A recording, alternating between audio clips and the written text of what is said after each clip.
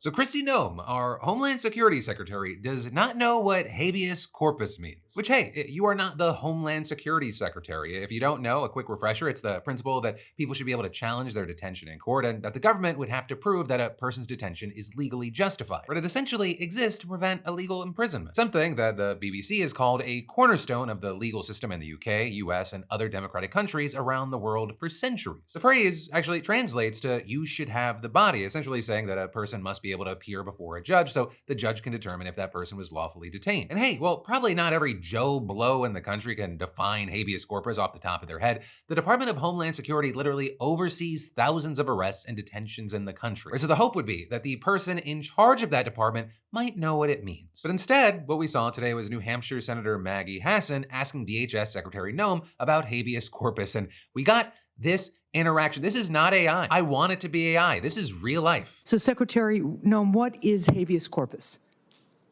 Well, habeas corpus is a constitutional right that the president has to be able to remove people from this country and suspend their right let me stop you, ma'am. Habeas corpus, excuse me, that's incorrect. President Lincoln used it.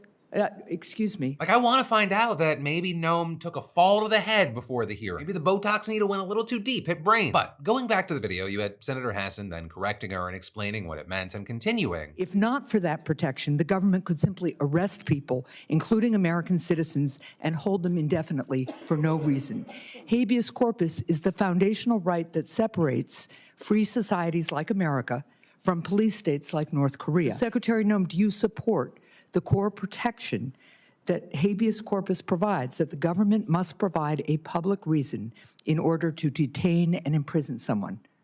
Yeah, I support habeas corpus. I also recognize that the President of the United States has the authority under the Constitution to decide if it should be suspended or not. It has never Let us be clear, though, that this president... It has never been done without approval of Congress. Even Abraham Lincoln got retroactive approval from Congress. And as far as why Hassan asked Noem about habeas corpus, well, it's because White House Deputy Chief of Staff Stephen Miller recently said that the Trump administration is considering suspending habeas corpus. The Constitution is clear, and that, of course, is the supreme law of the land, that the privilege of the writ of habeas corpus can be suspended in a time of invasion.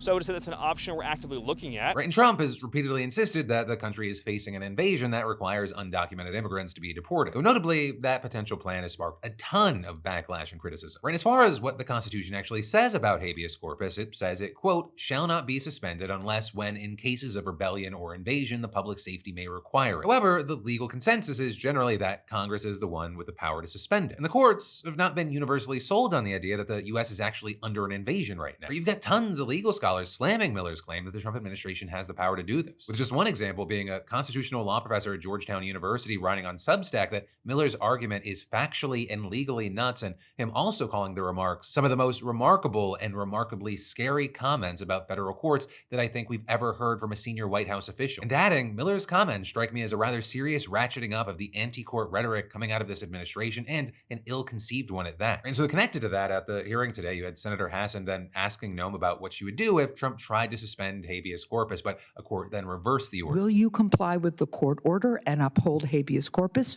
or will you follow the president's directive? We are following all federal court orders and are complying with that, as is the president, and every decision that I make as well. That is obviously not true for anybody who reads the news. Right, so this interaction, especially the part where Noem gets the definition of habeas corpus completely wrong, has gone incredibly viral, and with that you had people saying, if this doesn't scare you, it should. And really great that someone this ignorant of people's constitutional rights is in charge of removing people from this country. As well as, I have never understood why reporters and members of Congress don't just ask questions like this more often. We need to do a better job exposing the reality that many of the people currently in charge literally have no idea what they're talking about. But then, next up, are we making America healthy again, or are we policing the poor? That is basically the question that Nebraska is about to answer with its pioneering reform of the Supplemental Nutrition Assistance Program, otherwise known as SNAP. Or with SNAP being the roughly $100 billion USDA program that helps feed some 42 million low-income Americans by subsidizing their groceries. While the federal government funds it, the state administers it. And what you saw in Nebraska was Trump's Agriculture Secretary Brooke Rollins announcing that starting next year, SNAP recipients will no longer be able to use food stamps to buy soda and energy drinks in the state. And for some additional context here, you should know that there are already some restrictions on what recipients can buy, namely alcohol, tobacco, and most controversially, hot foods, meaning they can't can't buy meals that are cooked for immediate consumption. And this is, it's also important to note, in the nearly 20 years since those rules were enforced in 2008, politicians have proposed restricting everything from bottled water and soda to chips, ice cream, and so-called luxury meats like steak. But the USDA, it's consistently rejected those proposals and saying that there is no clear standard to define certain foods as good or bad, with them also arguing that restrictions would be hard to implement, complicated, costly, and wouldn't necessarily change recipients' food purchases or reduce health problems. But now, with Trump in office, what was once unthinkable is now becoming policy, and it's expected to impact 152,000 people across Nebraska. Right? And this is, they're not alone in change, right? Some 6 other states, Arkansas, Colorado, Kansas, Indiana, Iowa, and West Virginia, have also requested waivers to ban certain foods and drinks or expand access to hot foods. Now, as far as the arguments that you're seeing from both sides, you have Nebraska Governor Jim Pillen, for example, saying, "This is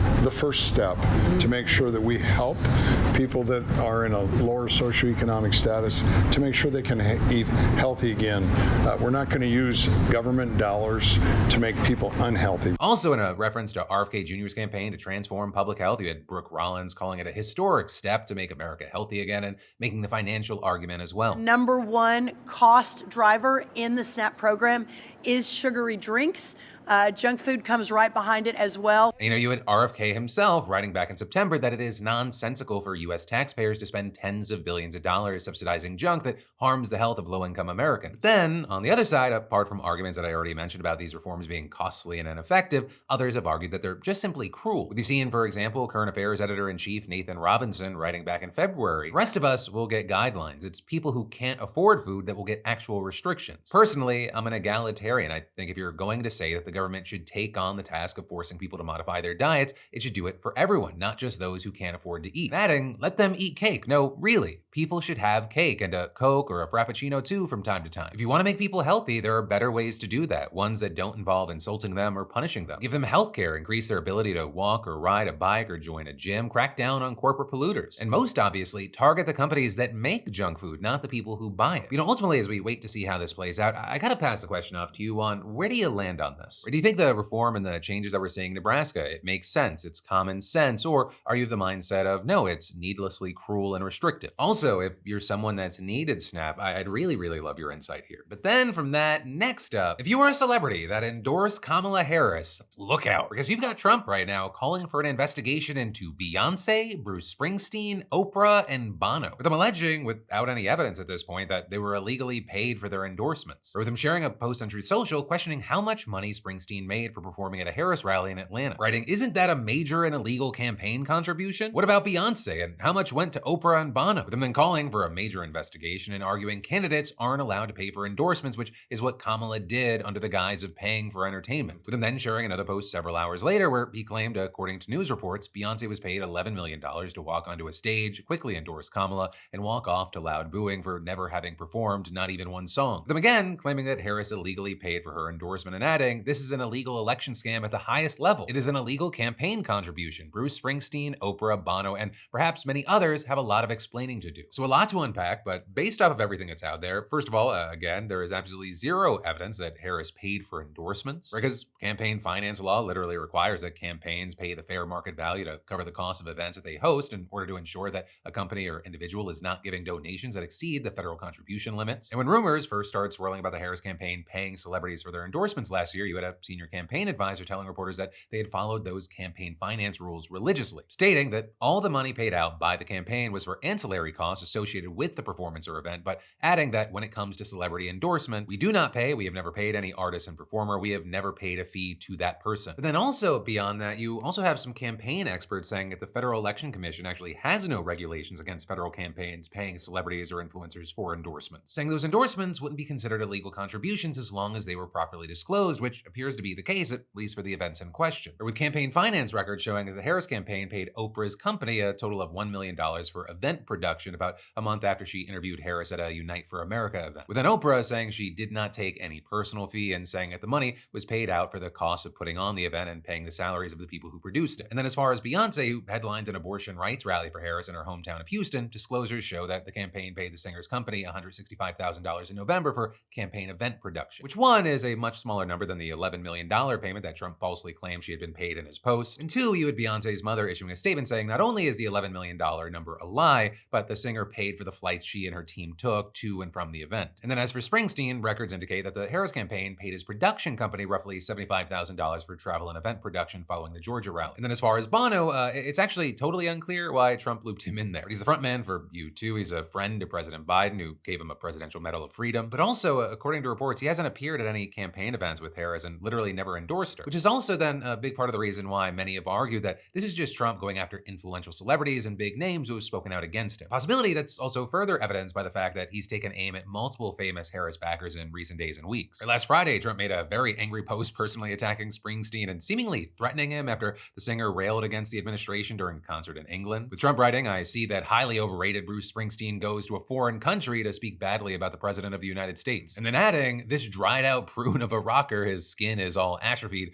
ought to keep his mouth shut until he gets back into the country. That's just standard fare. Then we'll all see how it goes for him." And then, within the same hour, he also took aim at Taylor Swift, who of course endorsed Harris. So that one was seemingly unprompted and unconnected to anything she's done recently with him writing. Has anyone noticed that since I said I hate Taylor Swift, she's no longer hot? Though there you have many arguing that Taylor Swift is still as big as they fucking come, she's just not touring or releasing music right now. With Axios noting, contrary to Trump's claims, Swift's wildly successful Eras tour is estimated to have taken in more than $2 billion, the highest grossing tour ever. She has 14 Grammy wins on 58 nominations, and saying Swift was also the most streamed artist on Spotify in 2024 with 26.6 billion global streams. For now, we'll have to wait to see if anything comes from this, if this is just him being loud and blowing off steam, or is there actually a legal side to this? And then I've got more news you need to know in just a minute, but first, you know who's always hyped to see you, like no matter what kind of day that you've had? Your dog. Tail going wild, eyes lighting up, like you're the best part of their world because you are. And well, the least you could do? Feed them food that loves them back. And that is why I give mine Sundays for Dogs, today's awesome sponsor. Right, diet is one of the only things that we can control when it comes to their health, and it makes a massive difference, especially as they age. You know, like us, dogs slow down, metabolism changes, joints get stiff, energy drops. I mean, what you feed them matters. Sundays was created by a vet who got fed up with the processed junk in most dog food. It's made with real meat, organs, and superfoods. Zero artificial garbage, no mystery mush. And the kicker? It's air dried like jerky, so no fridge space needed, no prep, no mess. They've really nailed that sweet spot between convenient and crazy nutritious because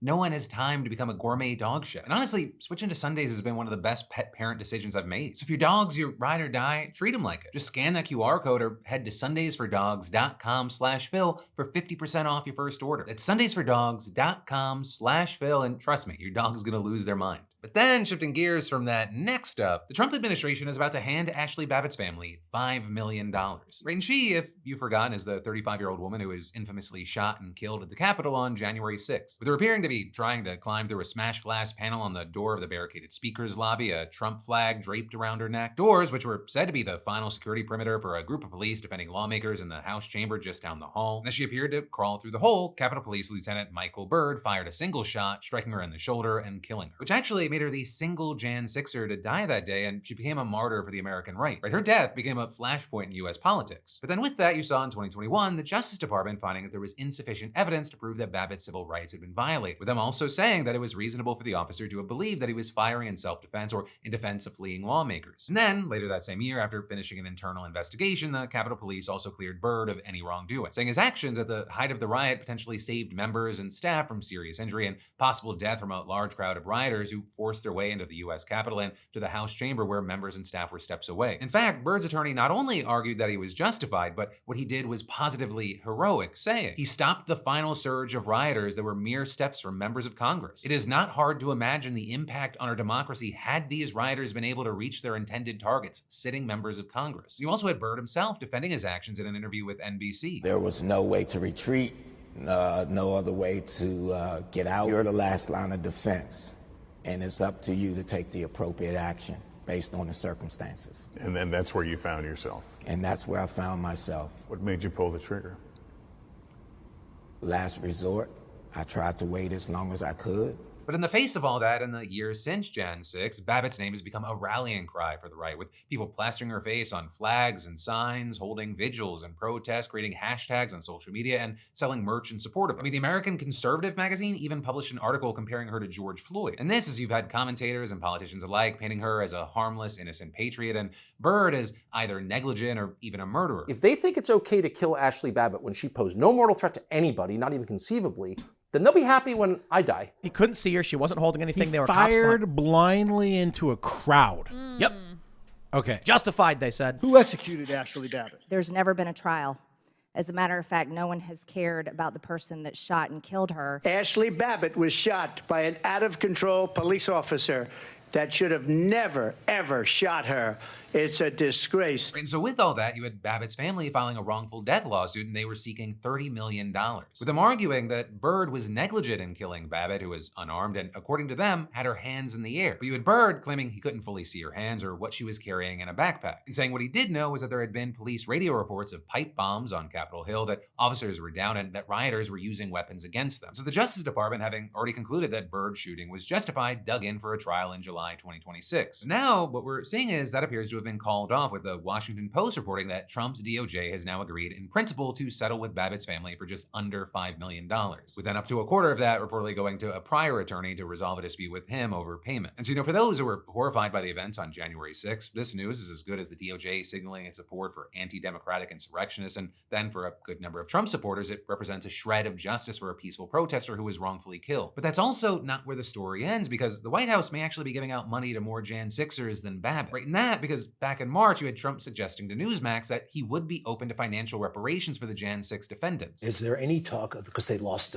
opportunity, they lost income, any kind of compensation fund? Well, there's talk about that. We have a lot of people talk about it. A lot of the people that are in government now talk about it because a lot of the people in government really like that group of people. They were patriots as far as I was concerned. For now, with that, we're gonna have to see if there's any movement there. And in the meantime, I'd love to know your thoughts on this whole situation. But then, jumping from that to other news, we've got to talk about this Trump-Putin phone call, because it's now being seen as the latest sign the White House may be ready to walk away from its efforts to actually end the war in Ukraine. In this, despite last year, Trump promising that he would end the war in 24 hours, which obviously didn't happen, and then the goalpost just kept getting moved, and last week he actually said it won't be resolved until he and Vladimir Putin got together and hashed it out in person. But now, after he had a 2-hour phone call with Putin, he seems to be saying that nothing can really be done at all. Instead, you had him saying that a peace deal, it could only be negotiated between Russia and Ukraine, and maybe with the help of the Pope. Right in that, because, quote, they know details of negotiation that nobody else would be aware of. And then also he claimed that the two sides would immediately start negotiations toward a ceasefire and, more importantly, an end to the war. But little snag there. That appears to be somewhat at odds with what the Russians are saying. Because you had Putin saying after the call that Russia is only ready to work with Ukraine on crafting a memorandum on a possible future peace agreement. And then you had a Kremlin spokesperson claiming that there is no timeline for preparing this memorandum and adding, it's clear that everyone wants to do this as quickly as possible, but of course, the devil is in the details. And to that point, you have Putin sticking to his demand that any resolution to end the war, that it would address the so-called root causes of the war, which Russia has claimed in the past include the existence of Ukraine as a fully independent and sovereign nation aligned with the West. And so with that, as far as any specific demands that we've seen the Kremlin making again and again, well, they've included control over 5 regions of Ukraine, including large chunks of land that it's failed to seize despite the years of war. And this is, you also have Putin demanding that Ukraine be forbidden from joining NATO and building up its military, as well as a suspension of all Western military aid. And now, as far as Trump, rather than pushing back, he's suggesting the US might just step away. Because after posting on Truth Social about his call with Putin, you had him also telling reporters that while he's not doing so at this time, he has a red line in his head, and adding, big egos are involved, but I think something's going to happen. And if it doesn't, I'll just back away and they'll have to keep going. And notably, with that, Vice President J.D. Vance, Secretary of State Marco Rubio, and Trump himself have already threatened to do so in the past. But then, there was this brief moment where it seemed like he may have actually woken up to the fact that the Russian president isn't exactly a good faith actor in this situation. With us saying, for example, Trump last month, warning that he wouldn't tolerate Putin tapping me along and saying that Russia shouldn't target civilian areas. But then, I don't know, they updated the firmware of his Neuralink and boom, it was just a blip. It's just so jarring and random, and it feels like you're dealing with different Trumps. Especially because, understand, things have not calmed down. I mean, just a day before that phone call, Russia launched what may have been the single largest drone attack against Ukraine of the entire war. But then, after the call, what's been described as Trump's deference to Putin reportedly stunning European leaders. With Axios even reporting that Zelensky and others were debriefed about the conversation on a conference call and had hoped to hear that Putin had agreed to a ceasefire, or at the very least, that the US would impose penalties on him for refusing to do so. But instead, you had Trump claiming that Putin had agreed to negotiate, stressed the US would not be involved in those negotiations, and even pushed back against the idea of imposing further sanctions on Russia. With world leaders reportedly seeming surprised that Trump appeared to be relatively content with what he heard from Putin and that he presented it as a new development. Because again, it does not seem like Putin has changed his position at all. And then,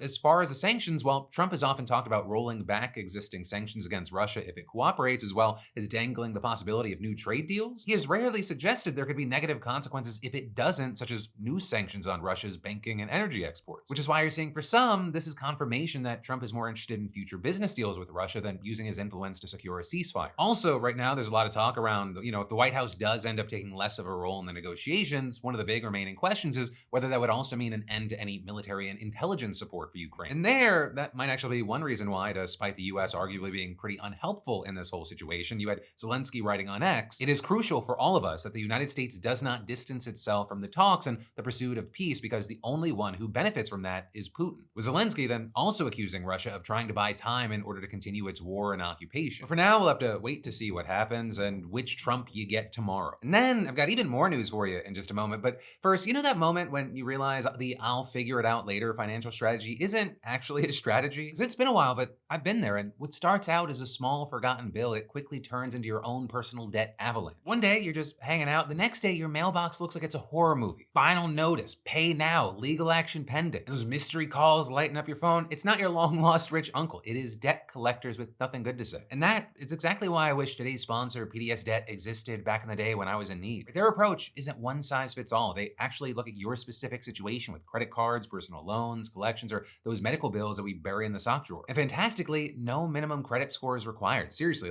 even if your credit's in the basement, they'll still work to help you pay off your debt faster and save money in the process. They're also A+ rated by the BBB with hundreds of 5-star reviews on Google and Trustpilot because they've helped thousands of people get their heads above water financially. So if you're tired of living in debt, do something about it. It takes just 30 seconds to get started. Head to pdsdebt.com/DeFranco or scan the QR code to complete your free debt assessment and see what options you've got. That's pdsdebt.com/DeFranco. But then from that, next up in the news, the DOJ just slapped New Jersey Representative LaMonica McIver with federal charges, and according to Alina Habba, the interim U.S. attorney for New Jersey, she's been charged for, quote, assaulting, impeding, and interfering with law enforcement. Right, and those charges, they stem from an incident at an ICE detention center in Newark earlier this month. Right, so May 9th, McIver, along with other lawmakers, go to the controversial Delaney Hall Detention Center in Newark as part of a congressional oversight visit, where notably there was a group of people outside protesting the newly reopened federal immigration detention center. And Newark Mayor Ross Baraka was reportedly refused entry into the facility, and so he went back out to where the protest was. With then ICE officials coming out onto the public property and arresting Baraka for trespassing, and a scuffle breaks out. And you've got video showing McIver moving towards the officials, arresting him, while shouts of "surround the mayor" can be heard. And so now you have both sides with the situation, pointing to the chaotic videos of this mess as evidence that the other side instigated the altercation, which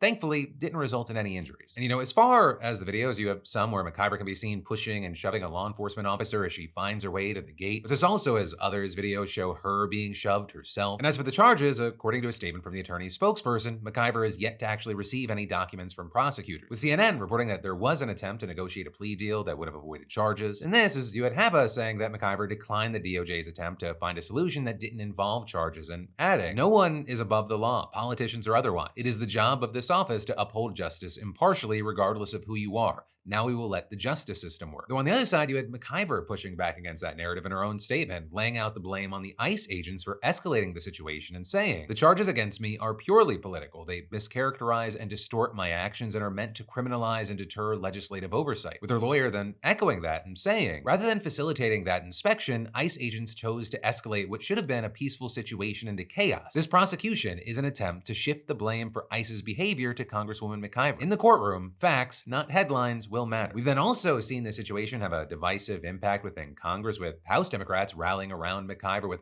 a letter from leadership calling the charges against her, quote, extreme, morally bankrupt, and lacks any basis in law or fact, which is a very different reaction than what you've seen on the right, with many calling for or celebrating the charges, including the likes of Marjorie Taylor Greene, even calling for McIver's expulsion, as well as Republican Representative Buddy Carter seeking to strip the committee assignments from McIver, as well as 2 other New Jersey representatives present at the protests on May 9th, saying this behavior constitutes an assault on our brave ICE agents and undermines the rule of law. The 3 members involved in this stunt do not deserve to sit on committees alongside serious lawmakers. What's also interesting with this is that at the same time that this is happening, right, Habeas announced the charges against McIver, she also announced that the trespassing charge brought against Newark Mayor Ross Baraka was dropped. They're saying that they agreed to dismiss the charge, quote, for the sake of moving forward. And you had Baraka responding to the news on X, saying that he was glad the charge against him was dismissed and that he's still backing McIver. But then, shifting gears from that, as we wind down today's show together, I want to talk about our BAMF of the day. You know, sometimes these stories, they're so big and far-reaching, and then other times it's small. It